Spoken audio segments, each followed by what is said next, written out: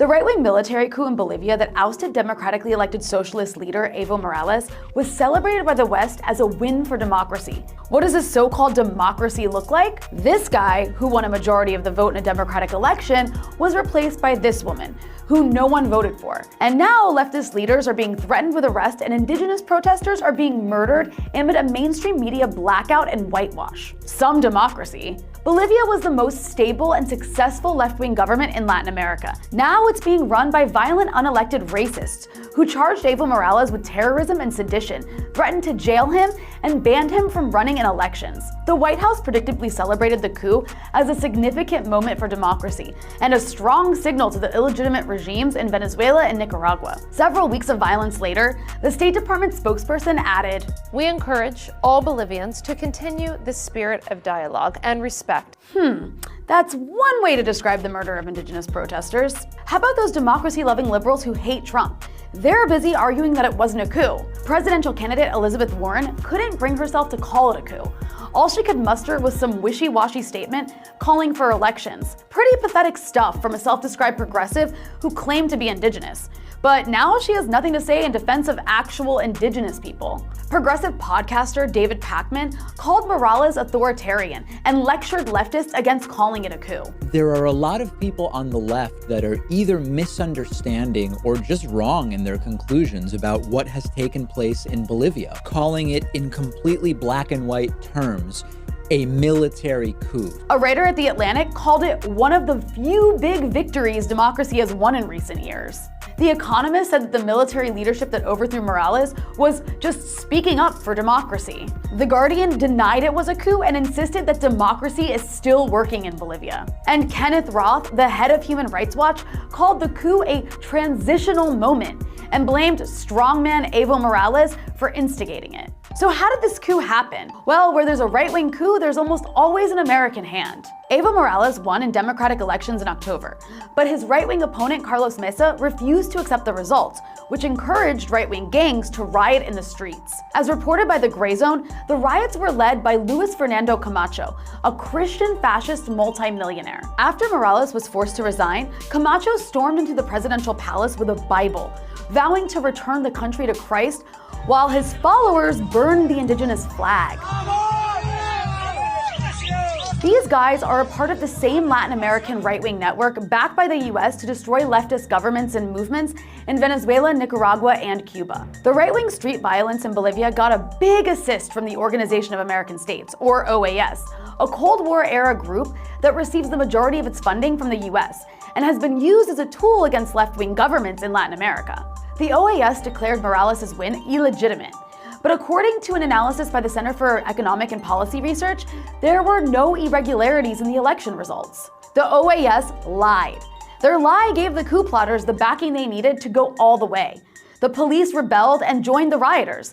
The military demanded Morales resign, and Morales was forced to flee the country. That's what we call a military coup, not democracy.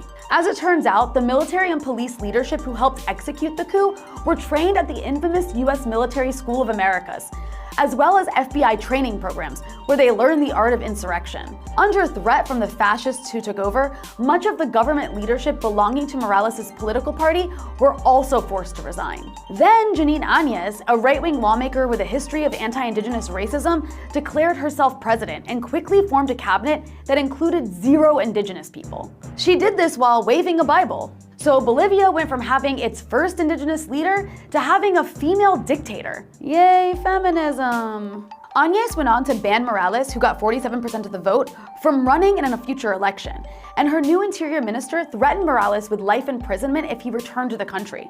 Much like Juan Guaidó of Venezuela, Áñez and her party lacked any popularity before.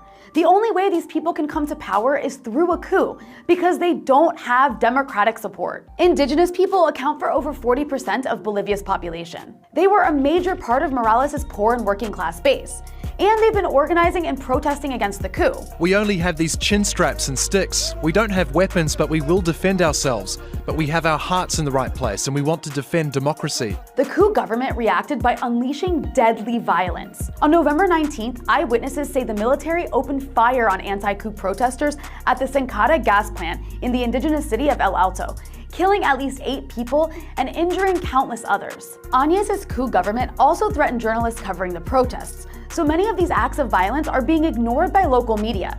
An Al Jazeera journalist was intentionally targeted by security forces. I was just thrown tear gas by the police on purpose. Meanwhile, the new government banned Telesur from the airwaves, purged the country of Cuban doctors, and cut ties with Venezuelan embassy officials. It's so democratic, it hurts! Morales was no dictator. He played by the West's biased, one-sided rules, which only seem to apply to independent leaders in the global South.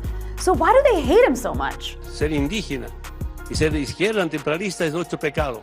Exactly. Morales is a former cocoa farmer and labor activist and was the first indigenous leader to be elected in Bolivia. Since taking office in 2006, he cut poverty by 42% and extreme poverty by 60%. He did this by nationalizing the country's natural resources, which he used to fund infrastructure and social programs. He also built a universal healthcare system that was the envy of the international community. This, of course, angered the ruling elites, most of whom are landowners of European descent who don't like sharing. In these years, we have seen change. We have seen our lives get better. I am young, but I have seen how indigenous people have suffered in this country. Now these racists, the ones that burn our flag, want to shut us down. The people who took over with America's backing want to privatize and destroy the social welfare state that Morales built. And they want to open the country's resources to multinational corporations. Bolivia has some of the largest reserves of lithium, after all. This is the same plan the US has for Venezuela, Nicaragua, and Cuba. It's the same sort of coup that was enforced against Honduras in 2009 that sent so many people fleeing for their lives. And years from now, when Bolivians flee to the US for asylum from the consequences of the coup, many of those who were silent or supportive will shrug their shoulders and decry the treatment of the migrants, without ever holding our foreign policy or themselves accountable for the destruction of yet another country.